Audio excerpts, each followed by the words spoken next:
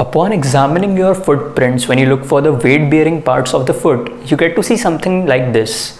And that is an arched structure and not a complete one. And the reason for this is the presence of arches in our foot. And that is what we'll be discussing in today's lecture. So hello everyone, if you are new to this channel, my name is Ajinkya and I am a second MBBS student at LTMC Mumbai. Welcome to MedSeat MBBS, where we post stuff like this, lectures and also study and exam tips. So make sure that you subscribe if you find the content useful. Also, this is going to be an amazing video lecture where I'll be connecting architectural engineering knowledge with that of medical science. Sounds fascinating, right? So make sure you drop a like after watching the lecture. And also in this video, we have added something fun in the end, behind the scenes, what it takes to make a video lecture. So yeah, watch till the end, it will be fun. First, let us jump on to understand why do we need these arches in our feet. So, point number one, our feet need to support our whole body weight in upright posture, right? And point number two, our feet needs to move the body, to propel the body. And for both these reasons, our feet are designed in the form of elastic arches or springs. And this helps in maximizing the efficiency of weight bearing and propelling the body. So now I'll be telling you two star points which you need to remember. First point is that this presence of arches is the sole feature found in man and not in other primates.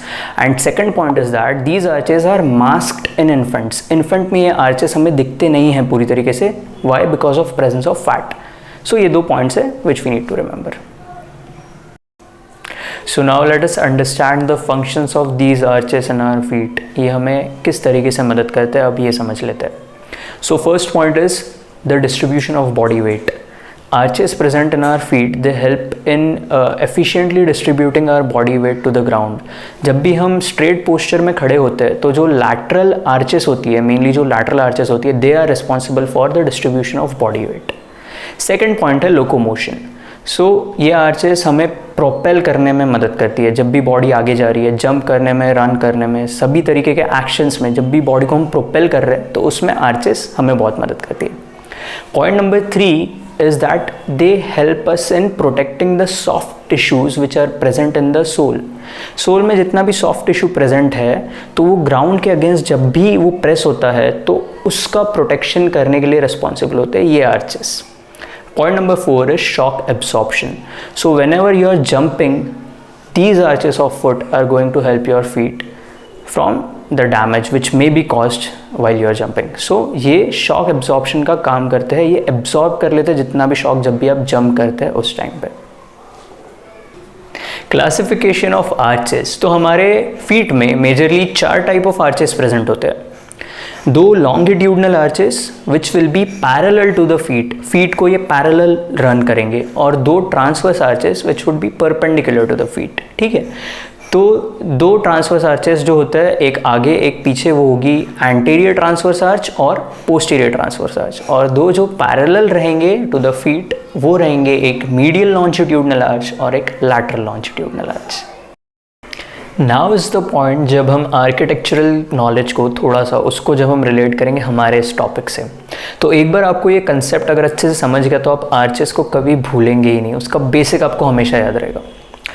तो now in the diagram you can see a typical arch. ठीक है, ये arch कई सारे monuments, कई सारे structures में present होता है. अब इस आर्च में मेजरली 4 पार्ट्स होते हैं. पहला पार्ट जो होता है वो है पिलर. पिलर जो होते हैं आर्च में, आप डायग्राम में देख सकते हैं, मैंने उसे हाईलाइट किया है. तो जो पिलर होते हैं ना, ये सपोर्ट करते हैं आर्च को, ये पूरे फ्रेमवर्क ऑफ आर्च को सपोर्ट करते हैं, एक बेस प्रोवाइड करते हैं. सेकेंड जो स्ट्रक्चर यहाँ पे हमें ध्यान देना वो है एंड्स ऑफ द आर्च. अब जो एंड होते हैं ना वो रेस्टिंग पॉइंट होते हैं. यहाँ पे हाईलाइट किया है मैंने, जो एंड है आर्क के वो रेस्टिंग पॉइंट होते हैं, वो जो डोम आर्च है उस स्ट्रक्चर का. ठीक है. थर्ड पॉइंट है इसका summit. Summit refers to the top of the arch. जो सबसे हाईएस्ट पॉइंट है आर्च का वो होता है समिट. और फोर्थ पॉइंट है की स्टोन. अब की स्टोन सबसे इंपॉर्टेंट पॉइंट है, सबसे क्रूशियल पॉइंट होता है आर्च का. ये एक वेज शेप्ड स्ट्रक्चर होता है, वेज शेप्ड स्ट्रक्चर, जो कि आर्च के टॉप में मोस्टली प्रेजेंट होता है और ये सबसे क्रूशियल और इम्पॉर्टेंट पॉइंट होता है एक आर्च का. अब ये जो हमने 4 चीज़ों के बारे में समझा अभी एक आर्च के स्ट्रक्चर से, इन्हीं 4 चीज़ों को हम रिलेट करेंगे वो आर्चेस से जो हमारे फीट में प्रेजेंट है, ठीक है।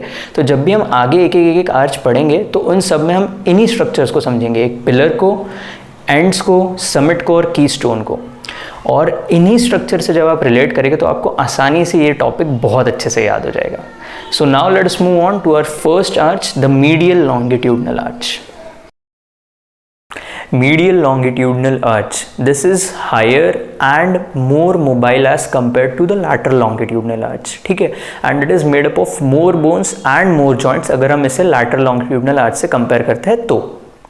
नाउ जैसे कि हमने कंसेप्ट्स में देखा था कि कोई भी आर्च को हमें समझने के लिए उसके 4 पार्ट्स मेजर हमें जो है वो ध्यान रखना है। अब उन्हीं 4 पार्ट्स को हम मीडियल लॉन्गिट्यूडनल आर्च में समझेंगे कौन से होते हैं। So I am enumerating, you please note it down, ठीक है।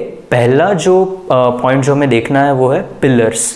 अब यहाँ पे 2 पिलर होते हैं, एक एंटीरियर पिलर और एक posterior pillar. Now the anterior pillar of medial longitudinal arch is formed bye talus, navicular, 3 cuneiform bones and 3 metatarsals, ठीक है। ये जो पिलर है ये लॉन्ग होता है और वीक होता है as compared to the posterior pillar, and posterior pillar is formed by the medial side of calcaneum bone. Calcaneum bone का medial side बनाता है posterior pillar of medial longitudinal arch. Second point जो हमें देखना है वो है about the summit. तो summit जो कि highest point रहता है arch का, यहाँ पे वो बनाता है superior articular surface of the talus bone. Talus bone is the keystone of medial longitudinal arch. इसी का जो सुपेरियर आर्टिकुलर सरफेस होता है वो होता है इसी आर्च का समिट, ठीक है। अब इसके बाद जो लास्ट पॉइंट बचा है वो है एंड्स। तो एंड भी 2 होते हैं, एक होता है एंटीरियर एंड, एक होता है posterior and. Now the anterior and is formed by the heads of first 3 metatarsals. तीनों मेटाटार्सल के हेड बनाते हैं the end of anterior end of medial longitudinal arch. और इसी का posterior and is formed bye medial tubercle of the calcaneum bone. Medial side नहीं कह रहा हूँ, मैंने कहा medial tubercle of the calcaneum bone, ठीक है। अब इस आर्च में हमें जो जॉइंट है, मेजर जॉइंट जो हमें याद रखना है वो होता है टैलस बोन, नाविकुलर बोन और कैल्केनियम के बीच में। तो इसे कहेंगे टैलो कैल्केनियो नाविकुलर जॉइंट, ठीक है। अब इसके बाद हम बात करेंगे लैटरल लॉन्गिट्यूडनल आर्च के बारे में। Starting with the lateral longitudinal arch, ठीक है। As compare to the medial longitudinal arch, ये आर्च जो होती है ये रिलेटिवली लोअर होती है और ये ज़्यादा स्ट्रॉन्ग होती है। इसका मेन फंक्शन जो होता है वो होता है वेट बियरिंग का, और जो हमारी मीडियल लॉन्गिट्यूडनल आर्च है उसका मेन फंक्शन था मोबिलिटी, ठीक है। अब इसके भी हम 4 पार्ट्स देख लेते हैं, एक पिलर, फिर समिट, एंड और फिर जो कीस्टोन और मेन जॉइंट होता है वो। सो स्टार्टिंग विद पिलर, इसके भी 2 पिलर है, एक एंटीरियर और एक पोस्टीरियर। एंटीरियर पिलर जो होता है that is formed bye 4th and 5th metatarsal bone along with the cuboid bone, ठीक है। और इसका जो पोस्टीरियर पिलर होता है that is formed by the lateral half of calcaneum bone. अब इसके एंड्स के बारे में बात करें तो जो एंटीरियर एंड होता है that is formed by the head of 4th and 5th metatarsal, और जो पोस्टीरियर एंड है that is formed bye lateral tubercle of calcaneum, वहाँ साइड यहाँ ट्यूबरकल एंड में, ठीक है। अब समिट की बात करें तो यहाँ जो कैल्केनियम बोन होता है उसका superior surface forms the summit of lateral longitudinal arch. और यहाँ पे जो मेन जॉइंट होगा, यहाँ पे हमने 2 बोन्स के बारे में मेनली डिस्कस किया है, एक है कैल्केनियम और दूसरा है क्यूबॉइड बोन। तो जो यहाँ का मेजर जॉइंट है वो इन्हीं दोनों के बीच में, and that is called as calcaneo cuboid joint. तो ये था अबाउट लैटरल लॉन्गिट्यूडनल आर्च। अब जैसे कि हमने दोनों लॉन्गिट्यूडनल आर्चेस देख ली, now let's move on to the transverse arches जो कि हमारे फुट को परपेंडिकुलरली प्रेजेंट होते हैं। फर्स्ट है एंटीरियर ट्रांसवर्स आर्च जो आगे की तरफ फुट में प्रेजेंट होता है। इसका फॉर्मेशन होता है by the heads of all 5 metatarsal bones. 5 metatarsal के जो हेड होते हैं वो मिलके जो एंटीरियर ट्रांसवर्स आर्च होता है उसे फॉर्म करते हैं। अब इसके स्टेटस की बात करें तो ये कंप्लीट है। कंप्लीट इन द सेंस इसके जो 5 बोन्स है उसमें से जो 1st और 5th बोन है ये ग्राउंड को टच करते हैं। अब ये ग्राउंड को टच करते हैं तो जो आर्क होती है वो कंप्लीट हो जाती है, और इस आर्क के जो एंड्स है वो यही है 1st और 5th मेटाटार्सल बोन, ठीक है। Now moving to the posterior transverse arch. अब पोस्टीरियर ट्रांसवर्स आर्च की बात करें तो यहाँ पे जो फॉर्मेशन होता है इसका that is formed by the majorly by tarsus and some metatarsal bones to.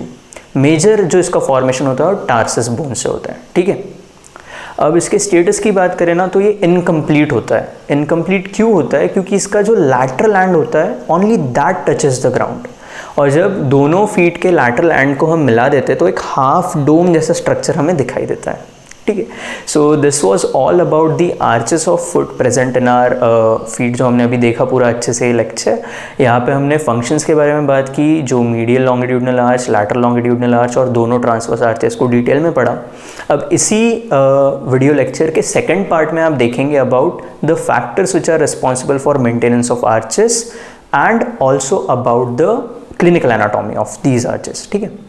सो जब भी वो वीडियो अपलोड होगा उसकी लिंक जो रहेगी इसके डिस्क्रिप्शन में आपको मिल जाएगी। Thank you so much for watching till the and. अब इसके बाद हम दिखाएंगे behind the scenes video, so please enjoy it. Hope अगर आपको हमारा ये सब हार्डवर्क अच्छा लगता है तो प्लीज़ हमें सब्सक्राइब कीजिए। Thank you so much. Hey Radhika, hi. क्या चल रहा है? मैं आर्चेस ऑफ फुट का डायग्राम बना रही हूँ। वाह वाह, शो